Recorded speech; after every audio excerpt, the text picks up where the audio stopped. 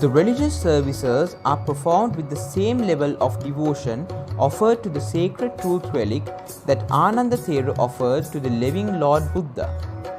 Once doors are opened, the monks assigned to conduct the services enter the Gandha Kutiya or inner chamber and worship the tooth relic on their knees. They then offer up the Rankendiya or golden ewer filled with water. The gold-handled Dahatikura, which was used in ancient times as a type of toothbrush, is offered thereafter.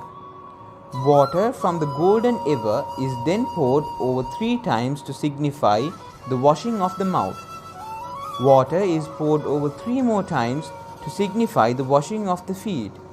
The asana puja and flower offering is held thereafter. Saman pitcher or jasmine flowers are offered with great devotion along with other offerings. Removals of the offerings are also undertaken according to a system. The process starts from removing offerings from the silver vessels first, before ending with gold vessels. These vessels are handled by a monk who is assigned to this task, and only he is permitted to touch them.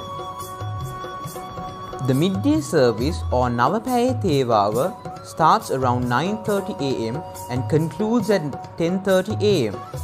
This ritual sees the midday meal or Buddha Puja being offered to Lord Buddha.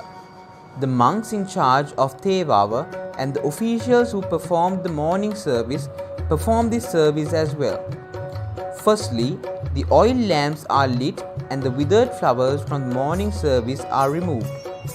At around 9:40 am, the curtains of the Gandha Kutiya are pulled back and the doors of the Handun Kuduma in front of the Pirit Mandapaya are opened for the benefit of the pilgrims. Thereafter, the official called Geparala hands over the silver tray with jasmine flowers or saman pitcher to be offered to the sacred tooth relic. Then, the conch blower, along with the other officials and the monks assigned for the Thevawa, brings the meals or Buddha Puja to be offered. About 15 minutes after the Buddha Puja is offered, the removal of the vessels, signaling the end of the Thevawa, is also done by the same monks. This is done amidst the ceremonial drumming of Magulbera sounds. The doors are closed after the respective monks and officials inspect that everything is in order. Repeat of the same paragraph. About 15 minutes after the Buddha Puja is offered, the removal of the vessels signaling the end of the Thevawa is also done by the same monks. This is done amidst the ceremonial drumming or Magulbera sounds. The doors are closed after the respective monks and officials inspect that everything is in order. The evening service or Gilanpasa Puja starts around 6:30 pm and goes on till about 7:15 pm. This service too is performed in the midst of sounds of the Hevisi drums. The old and withered flowers are removed and fresh flowers are offered. The evening service is to offer Lord Buddha Gilanpasa, consisting of juices and other items.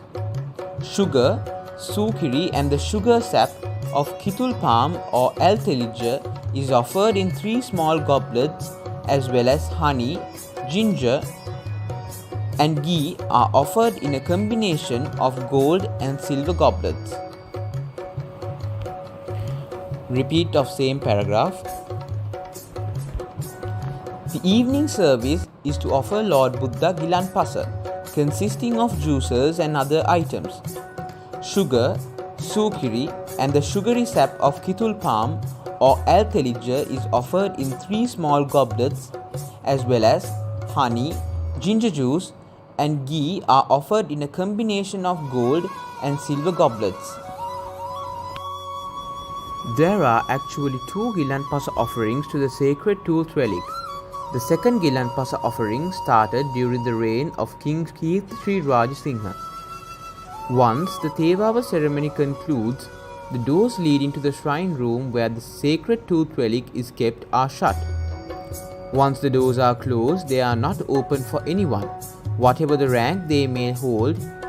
King Kirtishri Rajasinghe once came to the temple to worship the sacred tooth relic once the final Thevava ceremony had ended for the day.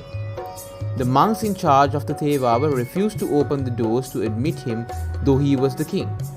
Subsequently, on a request made by the king, the monks and temple authorities agreed to hold a second Gilanpasa Puja in the evenings. This practice continues today. The Nanamura ceremony or Nanamura Mangalya is a weekly ceremony that takes place every Wednesday. This is performed by monks who are in charge of the rituals of the Thevava. Items used for the offerings, sacred water and Siddhartha oil are supplied by the laymen taking part in the service. The rituals are performed inside the Gandha Kutiya in the presence of the tooth relic.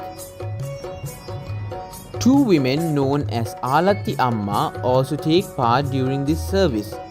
During the ceremony, those in the Kavikara Maduwa or the chambers of versifiers will recite poems in praise of Lord Buddha. A small silver casket used to symbolize the relic casket. The shadow of the casket is made to fall on a mirror which is bathed with a specially prepared fragrant herbal concoction. Once the ceremony is over, the fragrant special herbal concoction is distributed among the waiting devotees who believe that it has healing power. Finally, flowers are offered to the relic casket as usual. There is also a ritual known as Amuthu Muluthan Pujawa, which commenced at the Dalada Maligawa through a custom performed in the king's palace. Originally, for this puja, one had to cook 32 serus, which is an ancient measuring unit of rice. Currently, however, this has been limited to 16 serus. A total of 32 curries are also prepared for the puja. This puja was introduced to express the king's respect to the sacred tooth relic and is performed even today as a Dalada ritual.